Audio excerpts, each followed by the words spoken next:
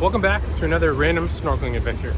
Today, I'm in the parking lot in the middle of a city in Alabama, and I'm going snorkeling. So, just a little ways past the parking lot, right on the edge of the town, is this tiny stream, and it's clear water. I can see a lot of fish activity down there, so gonna get in, check it out, see what's going on. Got my dad with me today. Say hey, Dad.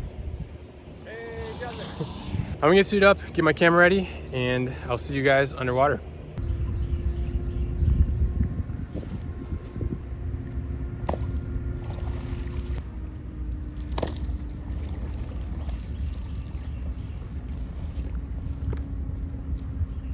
This is probably the last place someone would expect to see someone else put on a wetsuit, but it's clear water, so.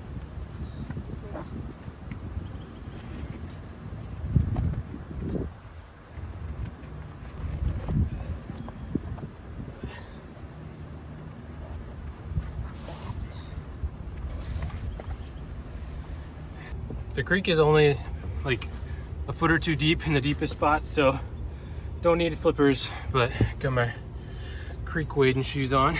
But I do need a dive belt because in shallow water, if you're trying to film stuff underwater, it's really helpful to have a lot of weight on you because then it'll hold you down in the water and don't get pulled downstream by the current, which I don't think there's much of a current here, so it shouldn't be too bad, but it is nice to kind of be anchored in one spot when trying to film some cool fish, do cool fish stuff. So I think this is like, well, I can't remember, it's like 17 or 20 pounds or something. This is a pretty thick wetsuit. There is some silt fencing up and also a sign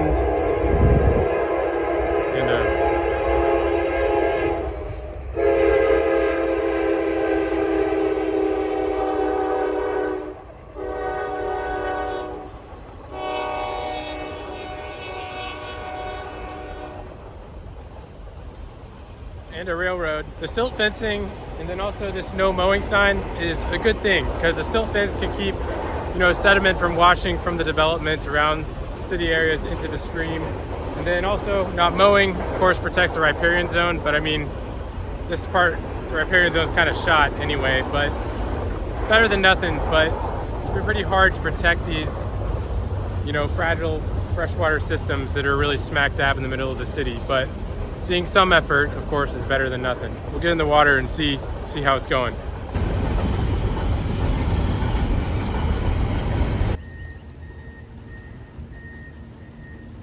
Not gonna lie, it's pretty weird to hear all the sounds of the city, and I'm just getting in to go snorkeling.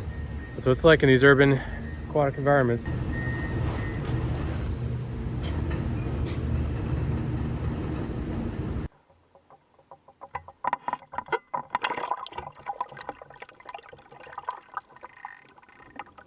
As my head dipped beneath the surface, well, I couldn't go very far because it was super shallow. It also appeared that I was snorkeling on the surface of the sun. This part of the creek was getting blasted by sunlight since there was no tree cover. I didn't really need my wetsuit, but hey, at least now I don't have to worry about getting sunburned. I tightened up my aperture and headed upstream, where I was soon greeted by the first sign of life in the creek. An impressive number of fish were schooling together in the open. There were quite a few different species, but I believe most of them were a type of stone roller. Stone rollers get their name from their habit of flipping small rocks with their nose as they set up their nests. There were a few other species in the mix as well, but we'll get to them shortly. As I came closer to this pile of large rocks, I started to notice quite a few Gulf Longear sunfish in the area. It's the middle of breeding season for these guys, and I was hopeful to find some fully colored up males. You'll be surprised at the vibrant colors that often hide beneath the surface in these unassuming city streams. As I rounded the corner, there was a flurry of sunfish activity, and they began darting in and out of the cracks in the algae-coated rocks.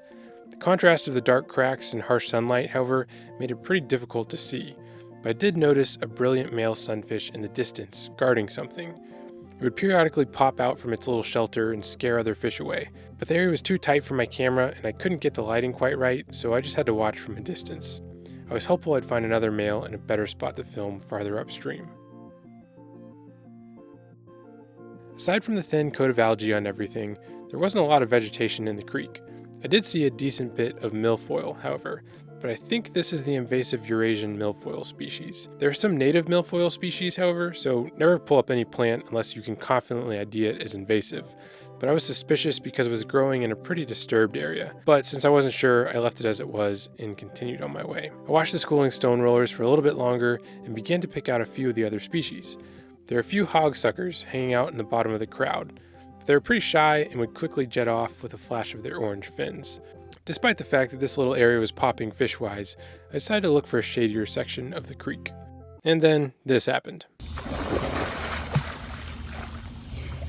The algae was crazy slick, and I went down hard on top of my camera. I honestly thought I had broken the dome port, but thankfully the sunshade had eaten most of the fall and the dome was magically unscathed. Falling in a creek will humble you real fast. And then I fell again. I was a little embarrassed, but who am I trying to impress? The fish? Well, I guess I sorta am. But anyways, I returned to snorkeling. I found the remains of the front half of a crayfish shell. Crayfish tend to be pretty sensitive to changes in water quality, so it's often a good sign to see them in a creek. Even though this was technically just a carcass, it meant they had been here recently and were persisting despite the impacts on this creek. I finally arrived at a somewhat deeper section of the creek that was beneath a bridge, and thankfully in the shade. In the small valleys and canyons formed by the flowing water, I discovered another hotspot for fish. A few sunfish were milling about, but not the vibrant males I was looking for. I did, however, finally manage to get somewhat close to a hogsucker. This fish got its weird name from its flat, pig-like nose and their suction cup-shaped mouth. It's a wild name for a fish, but I guess it's also kind of endearing? I don't know, but either way, I think they're pretty cool. In the distance, I spotted a pair of fish that were totally new to me.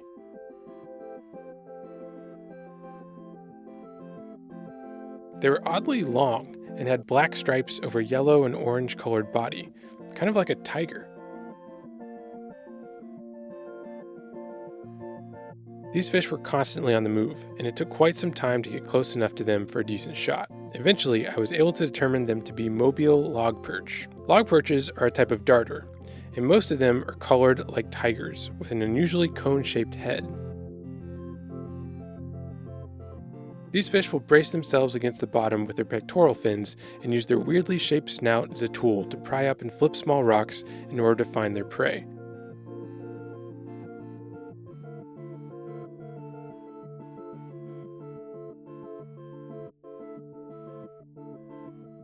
This is yet another case where there is a very good reason for a weird-shaped fish.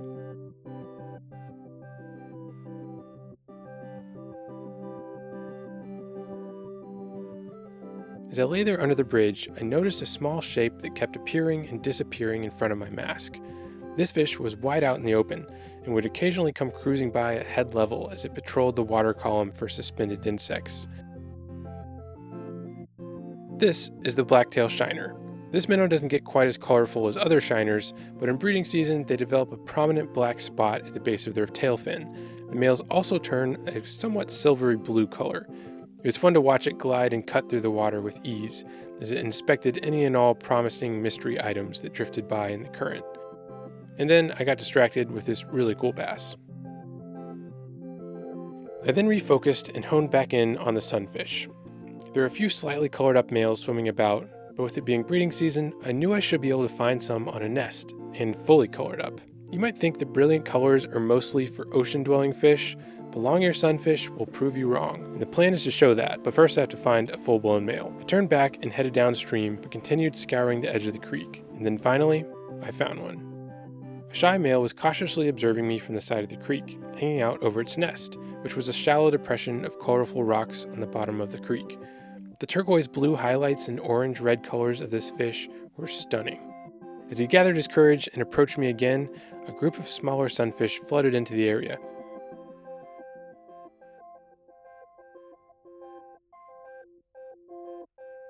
And right as I was settling in for some exciting fish behavior, my camera overheated. It couldn't have happened at a worse time. But recording 4K at high frame rates trapped in a waterproof box in full sunlight just put it over the top. But I wasn't done yet. I had tasted the Gulf Longear sunfish rainbow with my eyeballs, and I needed more. So, a few days later, my wife and I went exploring and found another city creek that was clear and looked promising.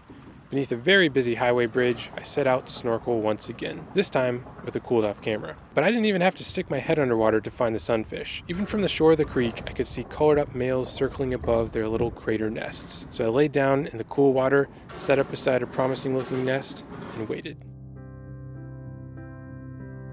I actually had to wait a little while, but my patience was rewarded when a Technicolor male Gulf Longear sunfish finally swam into frame. Longear sunfish get their name from the extended black flap on the sides of their head above their pectoral fins. This flap is called the operculum. It helps to protect the gills as well as also opening and closing in order to let water pass over them. It's present on all fish, but is especially pronounced on Longear sunfish. This individual sunfish was particularly brave, and despite him only being 5 inches long, he squared right up to my big camera. Even though I was carefully set up right at the edge of the nest, he was very keen to make sure I didn't get any closer, practically rubbing the side of his body on my dome port.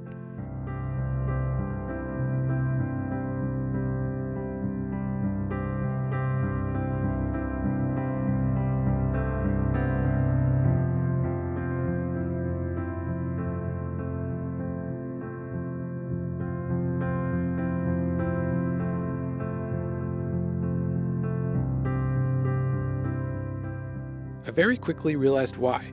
Scattered across the colorful rocks of his nest were hundreds of tiny translucent eggs.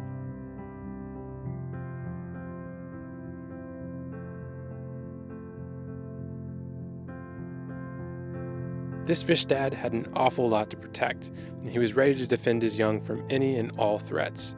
Even though I was being careful, he made this very clear to me.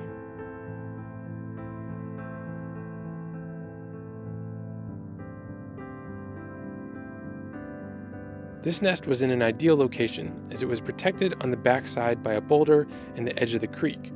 But another nest I saw was located smack dab in the middle of the creek, and it was getting absolutely hammered by younger sunfish, who were eagerly cannibalizing the eggs as the overwhelmed male watched in the distance. He would make an effort to scare off the other fish every now and then, but the little sunfish would immediately swarm back on the nest, scarfing down the fresh caviar. It might seem sad, but the eggs are also an important food source in this ecosystem, and the cycle will continue when these younger longears have nests of their own to defend one day. But I couldn't help but feel bad for this unlucky male. Hopefully he'll pick a little bit better spot for this nest next year. City creeks are certainly not the most pristine freshwater systems out there, and while some are certainly more polluted than others, as far as these Alabama city creeks go, there's still plenty of aquatic life and beauty to protect. It's a good reminder to not give up on these ecosystems that exist in a degraded state. They may not be perfect, but they are absolutely worth protecting and restoring as much as is possible. You might be surprised by the fleeting bits of underwater beauty you can still find hiding beneath your nose, even in the middle of a city.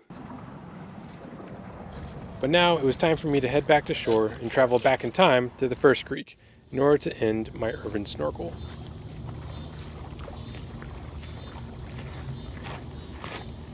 Well, kind of a quick one today. It's not a huge area to explore, but despite seeing, a lot of impact from the surrounding developments, there still is a lot of life, a lot of native life in these streams. So many really cool species. Even though a lot of this habitat's not going to look like what it maybe did 100 years ago, there still is plenty left to protect. And what may just be a random stream in an Alabama city to me is a lot of people's home creeks. And this is an area that I know a lot of people in this community are fighting to protect. And it's clear that there's a lot that is worth fighting for and protecting here. That's it for today. I'm out of time, a little banged up. Thank you guys for watching, and I will see you guys next time.